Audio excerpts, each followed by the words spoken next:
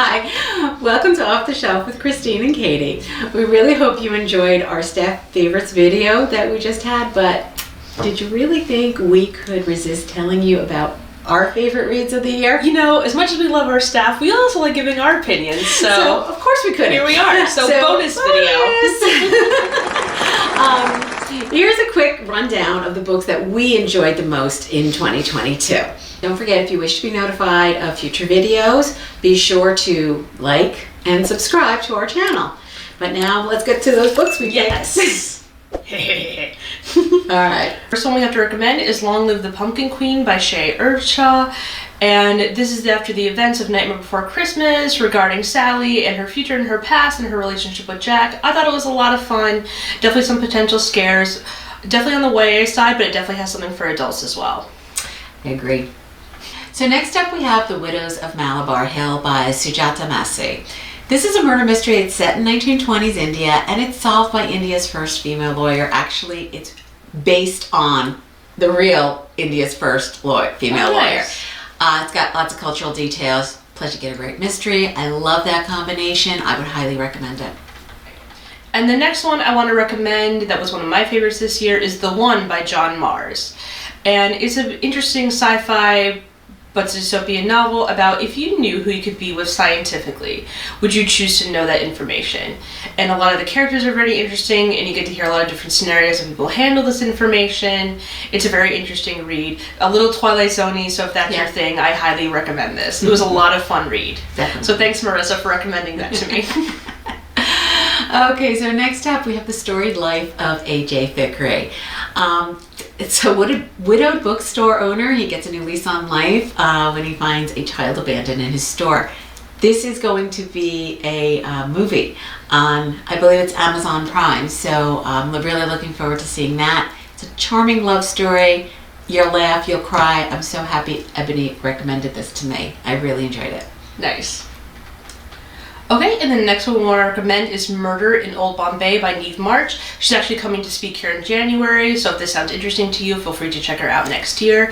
But it is an Indian murder mystery with a lot of twists and turns. I actually liked hearing a lot more about the culture, and the protagonist was a lot of fun. And yeah, she's from New Jersey, so support New Jersey authors. Support New Jersey authors. But yes, it was a lot of fun. Highly recommend. So next up we have Other Birds by Sarah Addison Allen, and this is just a recent read I've done. Absolutely loved it. It's about this motley group of people. They find friendship, love, family, all at the Della West condos in this magical realism story, and the magical realism is ghosts. So that was very, very intriguing. It's an enchanting tale I couldn't put down. So found families are your thing. Check out Other Birds. I'm also reading it as well, and I can tell it's going to be my favorite. I'm sad I couldn't finish it by the end of this by the time we're filming this video, but I'm sure it's going to be a highlight.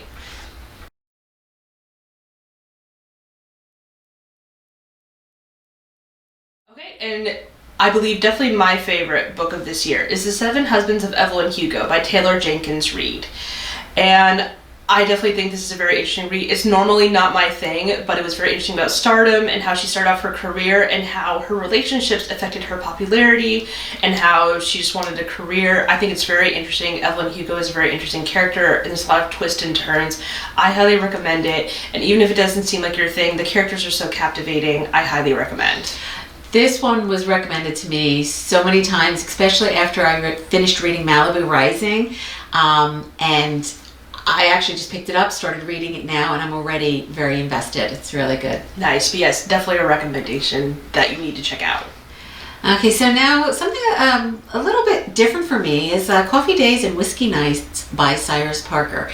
It's a collection of poems, and I don't usually read poetry, but I really did enjoy this collection. It contrasts the hopefulness of a new day with what you kind of feel at the end of the day, or when you're having trouble sleeping in the middle of the night, and just how a single day can change your view on things.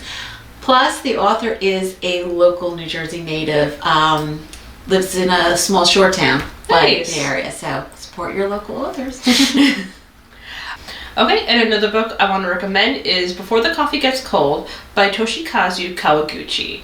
And this is really interesting because it's a book of short stories about if you could go back in time to revisit a memory, but you can only do so until the coffee gets cold, or if you stay too long, be lost forever as a ghost in your memories.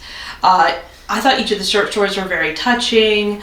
It's a very quick read, but I loved it. I loved all the character stories about the time they chose to go back to revisit one more time. You can't leave the chair, you have to wait till your coffee gets cold, but you can revisit one more time with a loved one. And I just thought it was very touching. Very nice. And a very nice quick read. So if you enjoyed that, highly recommend. So next up we have Under the Whispering Door by T.J. Klune. And Christine will mention this book 5 million times. I love this book. It is my favorite for this past year. I'm so glad Ashley picked it up and that she thinks of it as one of her favorites as well. Basically, this little blurb, I feel, sums it up. It was an uplifting story about a life spent at the office and a death spent building a home. I don't want to say too much more. I laughed, I cried, I loved the ending. It was wonderful. Okay, and the next book that I want to recommend is The Crooked House by Agatha Christie. And if you liked Knives Out, I would recommend this, but it's a very similar premise where it's about a family who reunites after the death of their grandfather, and it becomes quickly apparent that one of them is the murderer. And I think Agatha Christie has so much fun writing this. There was a lot of twists and turns that you didn't see. It was also a Mystery Club book pick, a part of our favorites, and if you like that kind of a thing, we will link our similar video here.